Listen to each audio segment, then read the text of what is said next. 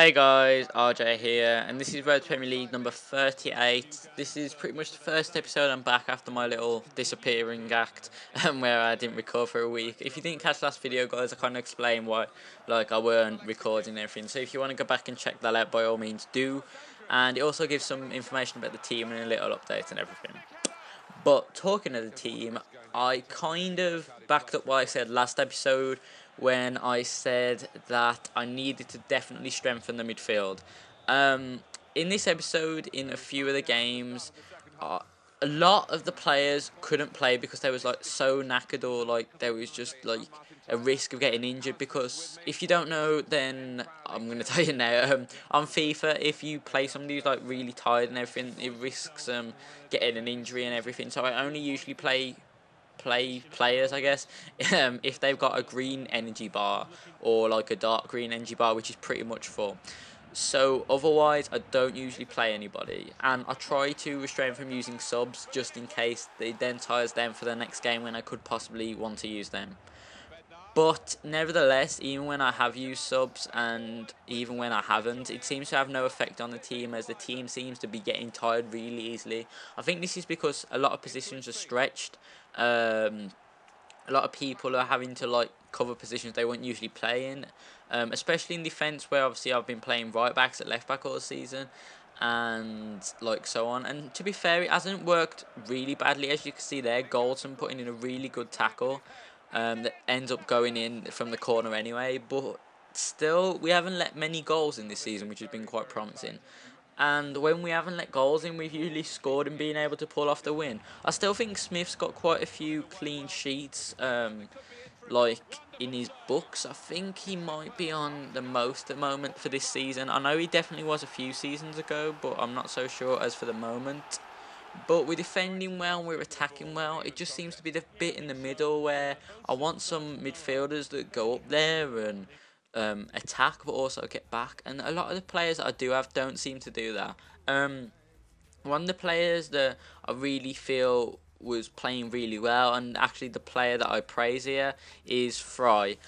Fry is obviously our new signing. If you already didn't know, guys, we picked him up in the last transfer window at the start of the season for 2 million, I think, and I think he has quite a high wage, to be honest, to reflect on that. But nevertheless, it's definitely worth it, as he seems to play really well on that left side of midfield. I do feature here him in centre midfield just to try him out, and I want to see where his best position is, but I do actually find out he's better on the left throughout this episode. Nevertheless, though, he does put in a good performance, and he does help us to pull off the win in this episode after being 1-0 down, which was actually phenomenal, saying how the first two games turned out. But that's what I want to try and put into the team. I want to try and put some consistency in. I want to try and put some diversity in player positions, put some, not just so many young people in, which you maybe have now, but also put some more experienced people in that could possibly just help us strengthen the positions and put some more depth in them. I'm not too sure what sort of players I want to pick up as yet. I have got a short list of players that, when I've been looking at people on the market, I thought, oh, you're a good player, I may want to sign you in the future. Some of them are really unrealistic. One of the players I've shortlisted and I've had shortlisted for ages is Goetze, who plays for Dortmund, and Phil Jones, who plays for Man U. This is because these players are 88 to 89 rated now in Road to Premier League season career mode, I guess, because they've improved so much, and they're very young as well for that rating, to be honest. But nevertheless, I still feel that I do want to sign them at one point. I like playing with the players I have, but I do think that big name signings will be crucial in the Premier League when I do hopefully get there, which hopefully shouldn't be too long.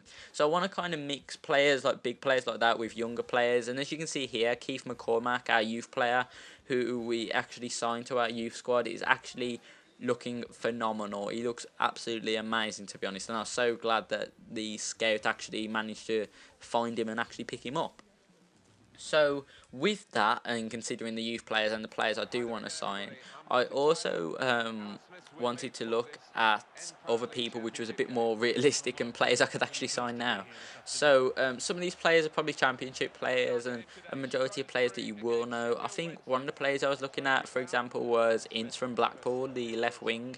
He did feature in the championship playoff the other day and he did perform actually really well in there, but he also seems quite good on this as well, so I may look into signing him. I think it's around 2 million, which isn't too bad to be honest.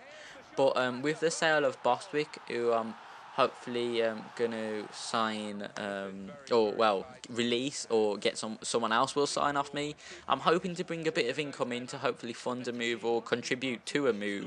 I definitely won't be able to get too much for Bostwick, but nevertheless, there's no point having him at the club because, as you can see, if you've been watching the lineups that I pick, there's actually never features for me. He's got full energy all the time. I just never pick him. I think he's played literally one game this season, and that's because he just moans all the time, and he's moaning about how much he's getting paid, he's moaning about how much he plays and everything, and it's just really annoying. So I just figured he's just going to have to sit on the bench and not play at all until the transfer window opens for the January transfer window, where I can actually let go of him, which I may possibly look into signing people then. Otherwise though guys, I'm going to leave this video here. The transfer window opens next episode if I'm not mistaken, so make sure to tune in there to see what does happen with the team. Otherwise, I'm going to go now guys. Peace.